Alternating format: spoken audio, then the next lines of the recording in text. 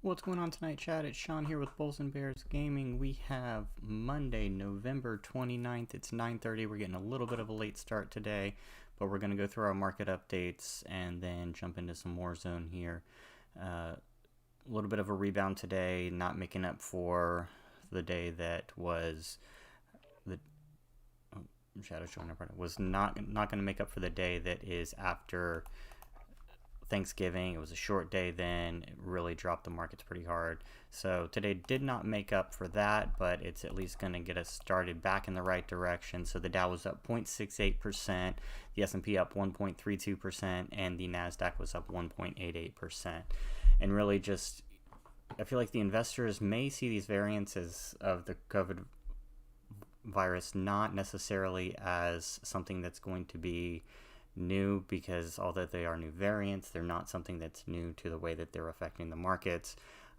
So that when they come about, cause these dips in the marketplace through the emotional knee-jerk reactions, the real bigger investors come in and use that as an opportunity to buy the dips, which in turn bolster the markets back up.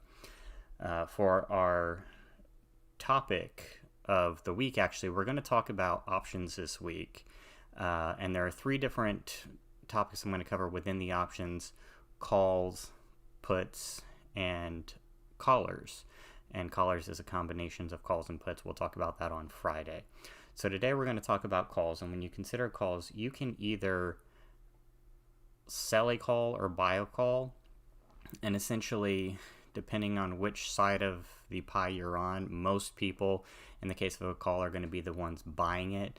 It's a lot safer play. You're limiting the downside and have a little bit more on the upside opportunity there. So what does that look like?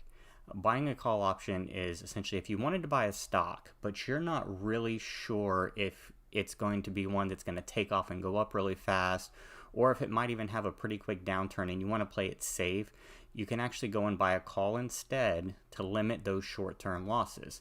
So what a call would be, let's say there's a stock that's trading at $50 a share. You come in and say, all right, I see that there is somebody selling call options for $3 a share, a strike price of $54, and it's going to expire in 3 months.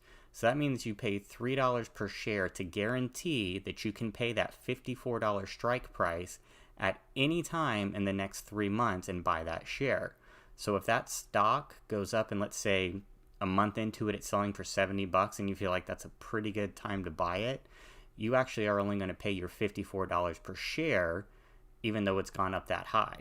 So essentially, you add in your $3 that you paid for it, plus the $54 you paid for the share. So now you've paid $57 a share for those shares that are now trading at $70. Well, you turn around and sell it the same day and you made $13 a share, and that's all profit.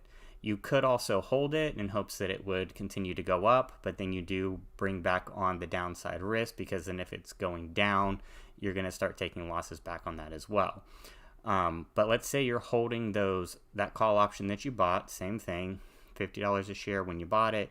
You paid $3 per share for the option, but the stock drops to $40.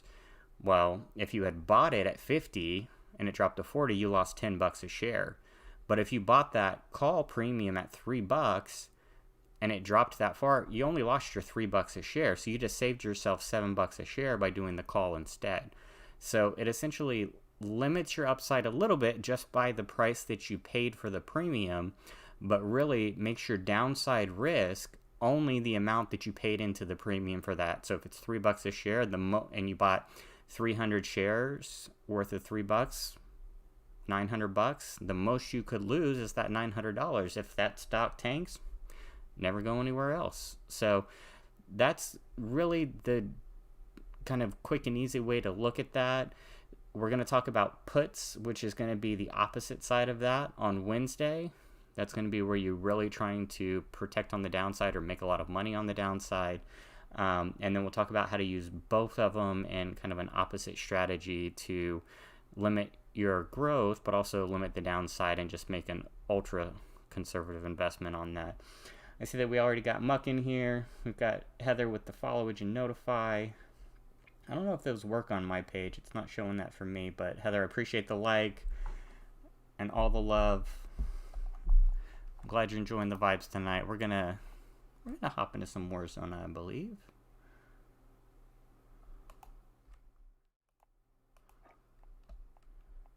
And Heather, you're great. Always coming in, showing the love. I see you in Puppy's chat as well.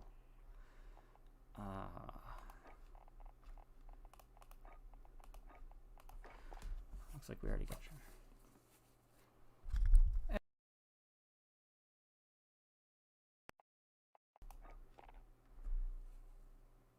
Shadow.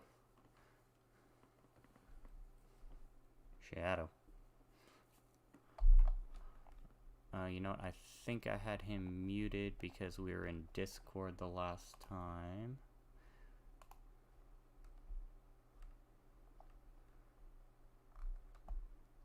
So...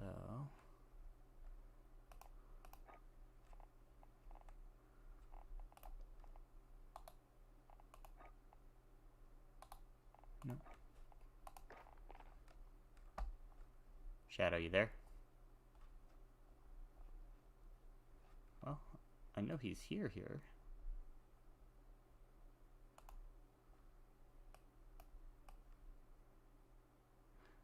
Muck, you're trying to be a sponge during that.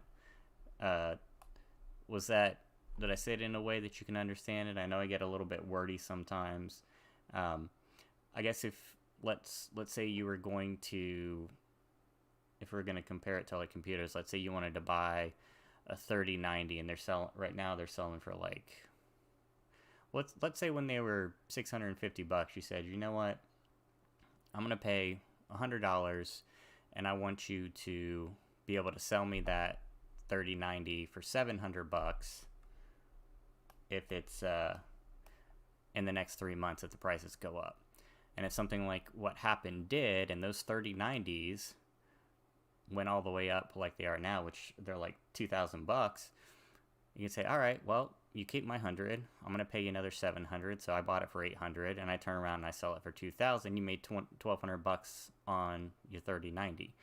But if you paid that 100 and all of a sudden NVIDIA came out with a 4070 that made it obsolete the next month, and those things are now selling for $300, well, at least you didn't drop $650 on a brand new one. You only lost $100. I guess that'd be another way to put it out. I could do it in reference to like Pokemon cards or something like that too. Why is my game not showing up?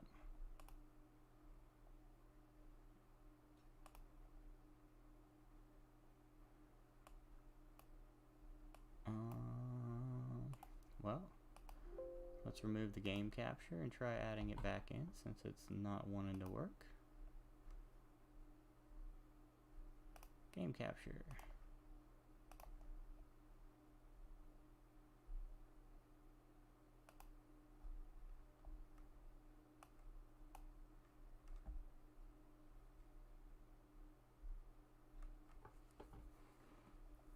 Why is that not working?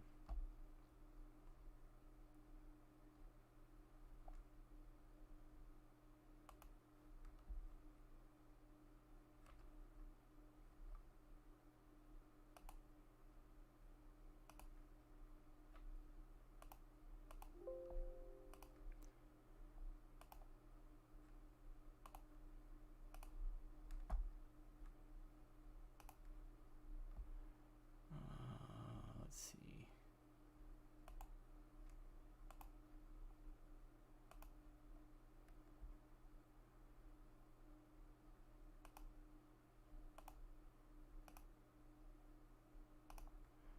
Capture any full screen application.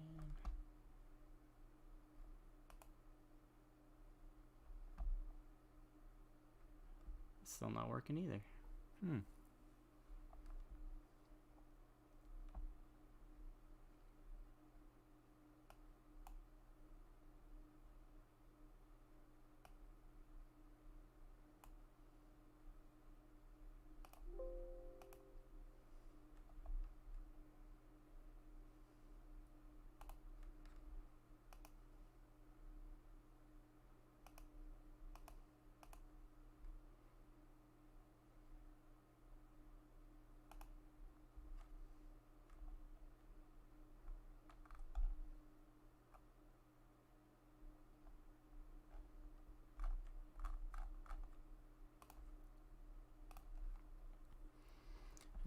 Give me just a second, guys. I'm not sure why it's not...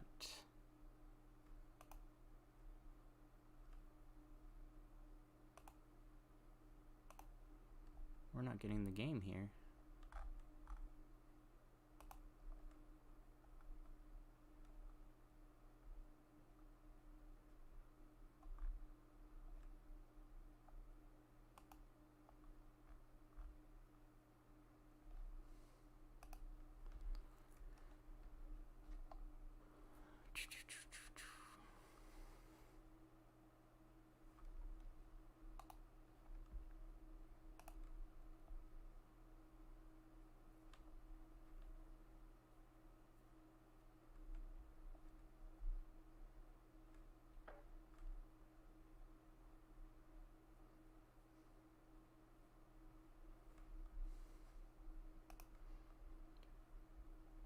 Okay, so we're probably going to have to kick this stream back on in just a second. I'm going to figure this out. I'll be right back.